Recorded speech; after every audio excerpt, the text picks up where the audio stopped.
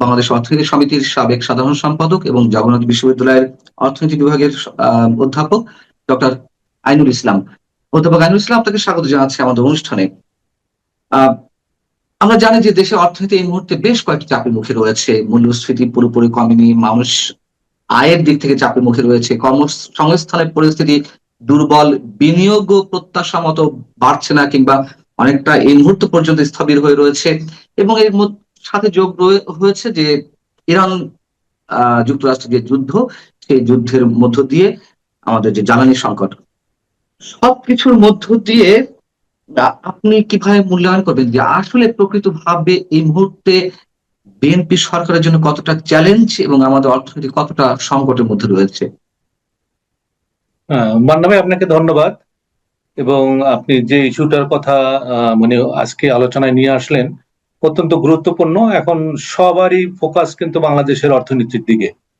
এবং যেটা আমি যেভাবে শুরু করতে চাই সেটি হচ্ছে যে বাংলাদেশে শুধুমাত্র যে সামষ্টিক অর্থনীতিতে সূচকগুলো আছে, শুধু একটি বাদে সবগুলো একটি মাত্র ইতিবাচক ধারায় আছে, আর কোনোটাই ইতিবাচক ধারায় নেই। আপনি যে কথাগুলো বললেন, বিনিয়োগ বলি, মূল্যস্ফীতি বলি, কর্মসংস্থান বলি, এক্সপোর্ট বলি, সবগুলোই কিন্তু মানে নেগেটিভ ট্রেন্ডে আছে আর কি। সেদিক থেকে আমি বলবো যে বাংলাদেশ শুধু না, বিশ্ব তো একটা মন্দার দিকে যাচ্ছে, যেটা আইএমএফ ও কিন্তু এই কথাটা বলে যাচ্ছে কয়েকদিন থেকে, যে বিশ্বের যে প্রবৃদ্ধি, সেই প্রবৃদ্ধি প্রায় 1% কমে যাবে। সেটা বাংলাদেশেও এ ধাক্কা আছে। এবং বাংলাদেশের সবচেয়ে এখন বড় ধাক্কাটা হচ্ছে জ্বালানি ঝুঁকি। এবং আপনি জানেন যে একমাত্র যে আমাদের রিফাইনারি যে আছে, সেই রিফাইনারি কিন্তু বন্ধ হয়ে গেছে গত পরশু সম্ভবত। যে তাদের যে ক্রুড অয়েল, সেই ক্রুড অয়েলের সাপ্লাই কিন্তু নাই। সুতরাং আমরা কিন্তু এই জ্বালানি ঝুঁকির মধ্যে পড়ে গেছি, এবং ব্যাপকভাবে পড়ে গেছি আমি মনে করি। এবং আরেকটা জিনিস, বাংলাদেশে সবসময় পেনিকের একটা মানে সবসময় পেনিক কাজ করে, সেটা এখন কিন্তু অর্থনীতিতে কাজ করছে, বিশেষ করে জ্বালানি ক্ষেত্রে। সবকিছু মিলে আমি যদি বলি যে অর্থনীতি একটি গভীর সংকটের দিকে পড়তে যাচ্ছে, এটি কিন্তু অনেক অর্থনীতিবিদ এবং দেশে এবং দেশের বাইরে বিভিন্ন সংস্থা কিন্তু এ ধরনের একটা সিগন্যাল কিন্তু দিচ্ছে। সুতরাং সেদিক থেকে যেটি আপনি বললেন যে আমাদের নির্বাচিত সরকার একটা বড় ধরনের চাপে আছে। সামনে বাজেট, এই যে আমাদের এই আগামী মাসে বা এই আগামী মাসে মাঝামাঝি যে বাজেটটি হবে, সেই বাজেটটি যে কতটা চাপের মধ্যে দিতে হবে সেটি কিন্তু আমরা উপলব্ধি করছি। এবং কতটা সতর্কতার সঙ্গে এই বাজেট দিবে, যেখানে আপনি জানেন যে আমাদের রাজস্ব আহরণের অবস্থা খুবই খারাপ। এবং এখন পর্যন্ত 70-এর উপরে 70,000 কোটি টাকা কিন্তু আমরা পিছিয়ে আছি।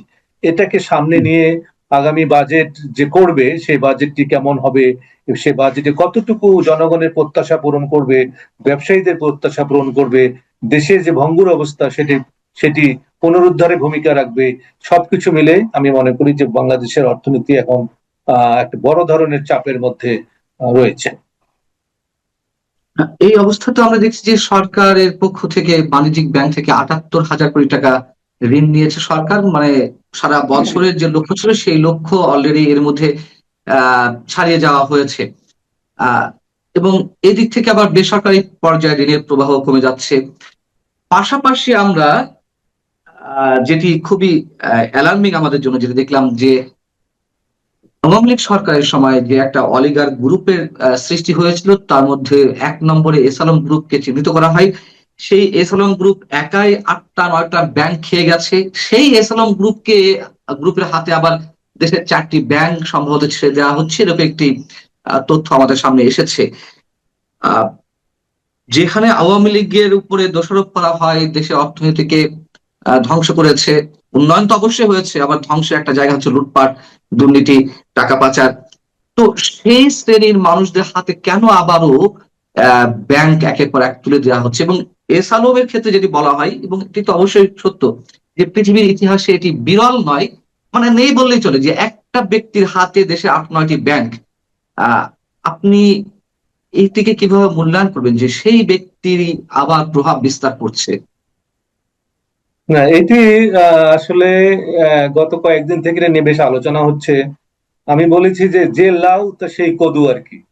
হ্যাঁ, আমরা এতদিন যে একেবারে মিডিয়া বা বিভিন্ন আলোচনায় আমরা সেমিনারে বলে আসছি যে আগের অর্থনীতি এই অবস্থা পৌঁছে গেছে, এবং বিশেষ করে এনপিএল, ইতিহাসে সর্বোচ্চ এনপিএল কিন্তু ব্যাংকগুলোতে, বিশেষ করে এই 5টা 6টা ব্যাংকের মধ্যে আছে।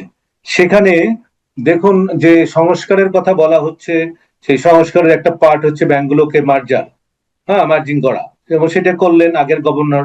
করার পরে দেখেন কিভাবে ইউটার্ন নেওয়া হলো, চিন্তা করেন আপনি, যে আমাদের যে ব্যাংক রেজুলেশন অ্যাক্ট যেটা 18 ক, সেখানে বলা হচ্ছে যে এই যারা আগে মালিক আছে তারা যদি 7.5% সম্ভবত, 7.5%, অর্থাৎ সরকারের যে টাকাটা কিছুদিন আগে 20,000 কোটি টাকা কিন্তু এই 5টা ব্যাংকে তারা ইনজেক্ট করেছে, ঠিক আছে, এবং এটা বলা হচ্ছে 7.5% যদি তারা বিশেষ করে ওই টাকাটা ফেরত দেয়, পাশাপাশি যদি বাকি 2 বছরের মধ্যে 10%, তাহলে তারা কিন্তু তার মালিকানাটা ফিরে পাবে। তাহলে আমরা কিন্তু আগের অবস্থানে থাকলাম না। তাহলে এত যে রাগঢাক করে আমরা বিশেষ করে সরকারকে এক ধরনের সংকটে ফেললাম, ফেলে যে যে আমাদের আওয়ামী লীগ সরকার, যেটা বললেন আপনি, যে আওয়ামী লীগ সরকার টাকা পাচার, এই যে ব্যাংকগুলোকে ধ্বংস করেছে এই একটা লোককে দিয়ে, তাহলে দাঁড়ালো কি, যে তাহলে তো একই অবস্থা দাঁড়ালো। তাহলে আমরা আসলে জনগণের প্রত্যাশা, আমি বলি যে জনগণের আস্থা, জনগণ শুধু না, দেশে এবং দেশের বাইরে বাংলাদেশ সম্পর্কে, বাংলাদেশ বিশেষ করে আর্থিক খাতের যে এই অব্যবস্থাপনা, এইটাকে কিন্তু আবার ঘুরে ফিরে আমরা আবার রিপিট করলাম বলতে গেলে। তা সুতরাং ভালো মেসেজ দেশের মধ্যেও যেমন নাই, দেশের বাইরেও কিন্তু আমরা বড় ধরনের একটা মেসেজ বলবো যে আমাদের ইমেজ ক্রাইসিসের মধ্যে কিন্তু আমরা চলে গেলাম। উম, আহ, মানে আপনি এটি অবশ্যই অর্থনৈতিক দৃষ্টিকোণ থেকে বিচার করবেন, তার সঙ্গে তো রাজনীতি জড়িয়ে রয়েছে। তাহলে সেই লোকগুলোকে কেন ডাকতে হচ্ছে? মানে তারা কি রাজনৈতিক ভাবে চাপ সৃষ্টি করছে কোনোভাবে, নাকি এই সরকারের ভিতরেও কোনো কোনো জায়গায় দুর্নীতির ছায়া এর মধ্যে পড়তে শুরু করেছে? বিশেষ শ্রেণীর দুর্নীতিবাজরা তাদের নিজেদের স্বার্থ সিদ্ধির জন্য এস আলমদের ডেকে নিয়ে আসছে, কোনটি আসলে? এটাই, আপনি শোনেন, যে সরকারে থাকুক না কেন, যারা অলিগার্কির কথা যে বলছেন আপনি, এদের নেচারটাই হচ্ছে সব রাজনৈতিক দলের সঙ্গে তাদের একটা সম্পর্ক থাকে। তা সুতরাং সেটা আমরা কিন্তু লক্ষ্য করছি। আপনি দেখেন 5ই আগস্টের পরে এই এস আলমের গাড়ি টাড়ি নিয়ে নানান ধরনের মিডিয়াতে এসছে। এখন আমি যেটা খবর পেলাম, যে আমাদের এই যে বিশেষ করে রাজনীতিতে যারা আছে এখন, তাদের তারাই কিন্তু এস আলমের অফিস চালাচ্ছে। তো তো সুতরাং আপনি দেখেন যে ওদের ওদের রাজনীতি নাই, কিন্তু আমরা এই যে রাজনীতি হচ্ছে, যে যারা অলিগার্কি তারা সব রাজনীতির সাথে কিন্তু জড়িত। তাহলে আমাদের যে আসলে গোড়ায় যে আমাদের সমস্যাটা, সেই সমস্যা কিন্তু থেকে গেল। এটা অবশ্যই আপনি যেটা বলেছেন, সে বর্তমান যে রাজনৈতিক দল আছে বা যে কয়টা আছে তাদেরকে তারা পারচেস করে ফেলছে আমার কাছে মনে হয়। তা না হলে তারা এই যে একটা অধ্যাদেশ করলো তারা, সেই অধ্যাদেশটা আমি জানি না কোন কোন স্টেক হোল্ডারের সাথে কথা বলেছে। আমরা হঠাৎ করে পাশ হওয়ার পরে শুনলাম যে এই ধরনের একটা অধ্যাদেশ কিন্তু পাশ হয়েছে 18 আগে যে মানে সংস্কারের যেটা ছিল সেটার সঙ্গে এটা যোগ যোগ করে এটা পাশ করা হয়েছে আমাদের সংসদে। তাহলে এটা আইনগতভাবে তাদের বৈধতা দেওয়া হলো যে তোমরা এসে এখন তোমাদের ব্যাংক বুঝিয়ে নাও। সুতরাং তোমার এনপিএল এর অবস্থা কি হবে, এই ব্যাংকের সঙ্গে যারা আমানতকারী আছে তাদের স্বার্থ কতটুকু সংরক্ষণ হবে, এইগুলো কিন্তু কিছুই এখানে ক্লিয়ার নাই। সুতরাং আমি মনে করি যে এটি অর্থনীতির জন্য আমাদের ভালো বার্তা কিন্তু দিল না। সুতরাং এটি আমাদের দেশের অর্থনীতি এবং বাইরে আমাদের ইমেজ, সেটা আমাদের অনেকটাই ক্ষুণ্ণ হলো। নিশ্চয়ই এই তথ্যগুলো তো আপনার জানা আছে, তারপরে দর্শকদের উদ্দেশ্যে একটু তুলে ধরি আপনার মতামত নেওয়ার জন্য বা অভিমত নেওয়ার জন্য। যেখানে ভারতে 150 কোটির বেশি মানুষ, সেখানে বাণিজ্যিক ব্যাংকের সংখ্যা মাত্র 33টি। 33টি, হ্যাঁ। আমাদের আমাদের দেশে 18 কোটি দেশের মানুষের এই দেশে এই শ্রেণীর ব্যাংকের সংখ্যা 52টি। নিশ্চয়ই সরকার পরিবর্তন হয়েছে, নিশ্চয়ই এই সরকারের মধ্যে যারা প্রভাবশালী তারাও আবার নতুন নতুন করে ব্যাংক নেবে, চোখ বন্ধ করে বলে দেওয়া যায়। ব্যাংক নেবে, বিশ্ববিদ্যালয় নেবে, মেডিকেল কলেজ নেবে। আহ এবং যে বিষয়টি দেখলাম যে আমাদের প্রধানমন্ত্রী নিশ্চয়ই তার নির্দেশে বিএনপি সরকার মানে প্রমিনেন্ট কিছু অর্থনীতিবিদ নিয়ে একটি উপদেষ্টা পরিষদ করেছে। এটি ভালো উদ্যোগ, এটি ভালো উদ্যোগ। আমরা মনে করি যে সবার কথা শুনতে চাই, তাদের পরামর্শ নিতে চাই।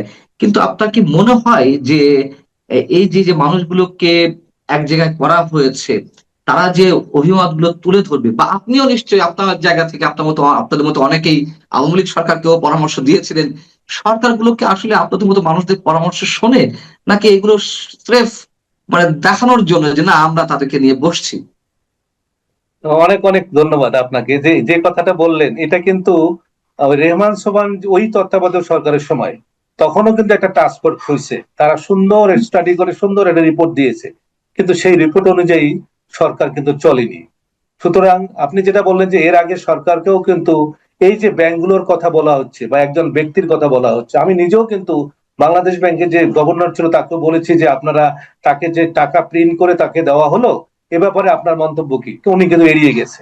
তা সুতরাং হুম, এই যে যেটা বললেন যে এই যে 36 জন কয়েকজন মিলে একটা কমিটি গঠন পরামর্শ হুম, কমিটি গঠন করা হয়েছে, এবং বাংলাদেশে আমি মনে করি যে বিএনপি ঘরানা বা একটু যারা নিউট্রাল, তাদের সবারই ওখানে কিন্তু অবস্থান আমি আছে দেখলাম।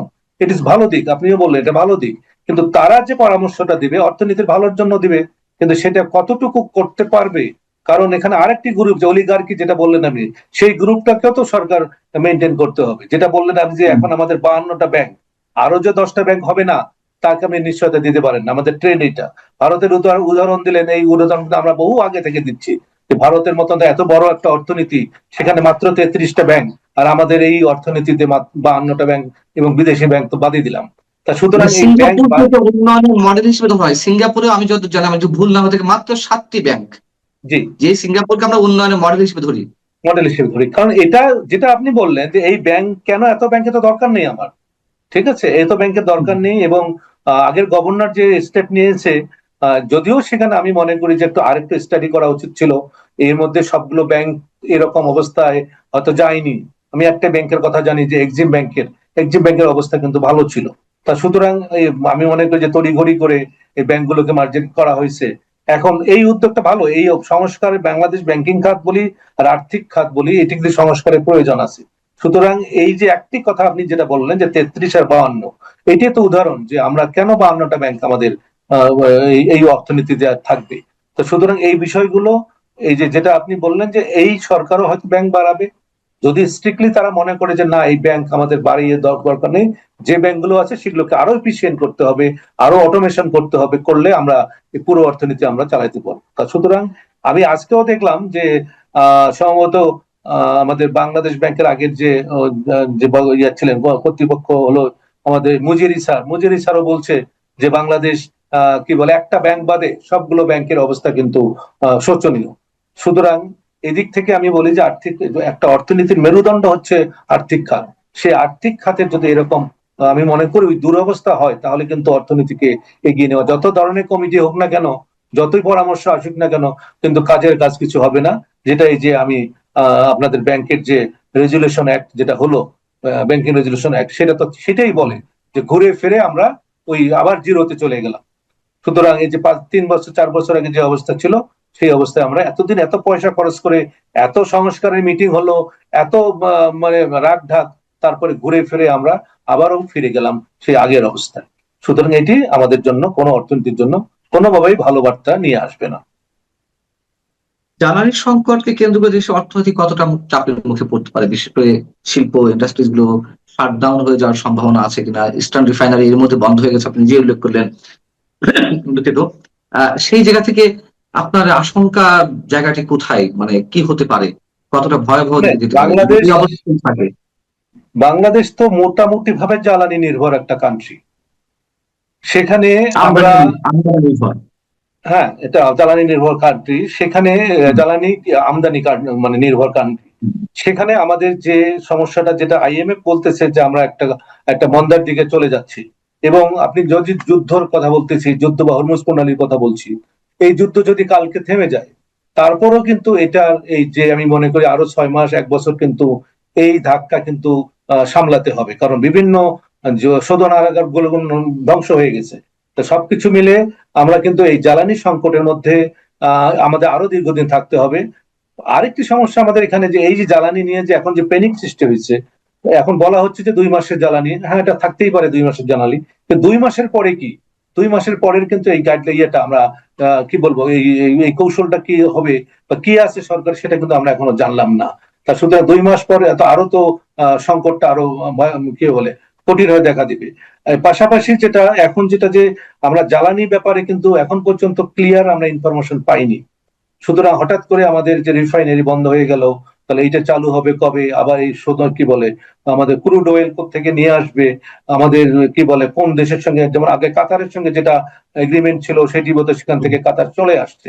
তা সবকিছু মিলে জ্বালানিটা আমাদের, আপনি জানেন যে প্রায় 6,000 আইটেম একেবারে আপনার মেডিসিন থেকে শুরু করে প্লাস্টিক, গার্মেন্টস, এই 6,000 আইটেম কিন্তু বিদ্যুৎ এবং গ্যাসের সঙ্গে সম্পর্কিত।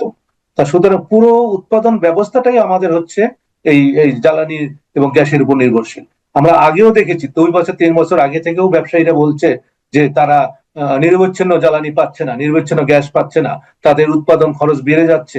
তা সুতরাং এই সমস্যাগুলো আগেই ছিল, কিন্তু এখন যেটা প্রকট হয়ে দেখা দিয়েছে, আমি জানি না বিশ্বের সঙ্গে তাল মিলিয়ে এই সংকট বাংলাদেশ কতটুকু সামলাতে পারবে। আমার মনে হয় যে ফোকাস একদিকেই ফোকাস এখন দেওয়া উচিত বেশি, সেটা হলো জ্বালানি। আমাদের যদিও আগামী বাজেটে একটা বড় ধরনের একটা ফিগার বিভিন্ন দেশের কাছ থেকে অলরেডি কি বলে লোনের জন্য তারা আবেদন করেছে $200 কোটি মতন আর কি। সুতরাং বাজেট সাপোর্ট একটা বড় ব্যাপার আছে, সেটা কতটুকু কূটনৈতিক বলবো যে এই তৎপরতায় এটিকে ম্যানেজ করতে পারবে, তা না হলে কিন্তু আমরা একটা বিপদের দ্বার প্রান্তে এসে দাঁড়িয়েছি। ওই জায়গা থেকে আমার প্রশ্ন যে যেহেতু আন্তর্জাতিক বাজারে তেলের দাম বেড়েছে এবং যুদ্ধ যদি আজকে থেমেও যায়, তার পরবর্তীতে আরো 6 মাস আমাদের ঘানি টানা লাগতে পারে, একটি অভিঘাত অবশ্যই পড়বে। সেই জায়গা থেকে সরকারের অতিরিক্ত ব্যয় হতে পারে 39,000 কোটি টাকা আগামী জুন পর্যন্ত, অর্থাৎ এই 2 মাসেই বলা যেতে পারে। এবং এর সঙ্গে রাজস্ব ঘাটতি রয়েছে। রাজস্ব ঘাটতি এরই মধ্যে প্রথম মানে অর্থ বছরের প্রথম 8 মাসে 71,472 কোটি টাকায় দাঁড়িয়েছে ঘাটতি, মানে যে লক্ষ্যমাত্রা ছিল। এই যখন অবস্থা, তখন সরকারের সামনে আর বিকল্প কি পথ আছে এগুলোকে সামাল দেওয়ার জন্য? মানে আপনার পরামর্শটা কি? যে আমার পরামর্শ হচ্ছে যে ঠিক আছে, বাইরে থেকে যেটা সিক করা হয়েছে এটাকে পাওয়ার জন্য যা তৎপরতা করা দরকার করবে, কারণ বাজেট সাপোর্ট এবার লাগবে। এবং এনবিআর কে একেবারে আমার মনে হয় যে সবচেয়ে বেশি ভূমিকা রাখতে হবে এনবিআর কে। এনবিআর এর যে যে সমস্যাগুলো দীর্ঘদিন ছিল, যে আমাদের ট্যাক্সের নেটটা বাড়াতে হবে, অটোমেশনটা করতে হবে, এবং মানে এনবিআর এর মধ্যে যে অব্যবস্থাপনা সেটাকে কাটিয়ে উঠতে হবে। তা না হলে কিন্তু আমরা একদিকে যেমন রাজস্ব সংকট, আর একদিকে যদি আমরা এই বাজেট সাপোর্টটা যদি আমরা আনতে না পারি, তাহলে কিন্তু বড় ধরনের একটা, আপনি যেটা আবার একটি বললেন যে আমরা অলরেডি প্রায় প্রায় 68,000 কোটি টাকা সম্ভবত অলরেডি এই 2-3 মাসে কিন্তু আমরা মানে ব্যাংকগুলো থেকে, লোকাল সোর্স থেকে কিন্তু নিয়েছি। 78,000 কোটি টাকা। 78,000 কোটি টাকা। তার সুতরাং এই যে একটা নিজের ব্যাংক মানে অভ্যন্তরীণ উৎস থেকে যখনই বেশি লোন নেওয়া হবে, তখন কিন্তু এমনি তো আমাদের বেসরকারি বিনিয়োগ নাই। সুতরাং বেসরকারি বিনিয়োগ কিন্তু আমাদের একবারে জিরোতে নেমে আসবে। সুতরাং বেসরকারি বিনিয়োগ যদি না হয়, তাহলে কিন্তু কর্মসংস্থান হবে না। প্লাস কর্মসংস্থান না হলে সমাজে একটা মানে অসন্তোষ বিরাজ করবে এবং সমাজে নানান ধরনের সমস্যা দেখা দিবে। যেটা বলতে চাচ্ছি যে আমরা কিন্তু আইএমএফ বলি বা ওয়ার্ল্ড ব্যাংক বলি, এবং তারা কিন্তু অলরেডি একটা সিগন্যাল দিয়েছে যে আমাদের অনেক দেশে দুর্ভিক্ষ হাতছানি দিচ্ছে, এবং এটা বাংলাদেশেও যে হবে না তার কোনো নিশ্চয়তা নেই। কারণ হচ্ছে এই যে আমাদের জ্বালানির যে প্রাইসটা যদি বেড়ে যায়, বাড়াতে হবে তো আজও কালো, কারণ উপায় নেই। এত ভর্তুকি তো একটা দিচ্ছে, কিন্তু ভর্তুকি দেওয়ার বাইরেও কিন্তু আমাদের বড় ধরনের একটা প্রাইস বাড়ছে কিন্তু। সুতরাং ডাবল হয়েছে আমি মনে করি, সব ধরনের জ্বালানি কিন্তু ডাবল হয়েছে। এই ডাবল যদি হওয়ার কারণে আমরা যে কৃষি ক্ষেত্রে যে জ্বালানি প্রয়োজন, কৃষির যে ইকুইপমেন্ট, কৃষির যে সার, কীটনাশক এবং ইরিগেশন, এতে করে খরচ যদি বেড়ে যায়, তাহলে কিন্তু আমাদের কৃষকরা কিন্তু উৎপাদন অব্যাহত রাখতে পারবে না। এবং উৎপাদন যদি কোনো ধরনের ঘাটতি বা বাধাগ্রস্ত হয়, তাহলে কিন্তু দুর্ভিক্ষ, আমরা নট আনলাকিলি যে বাংলাদেশের দুর্ভিক্ষের মুখোমুখি হওয়ার কিন্তু সম্ভাবনা রয়েছে।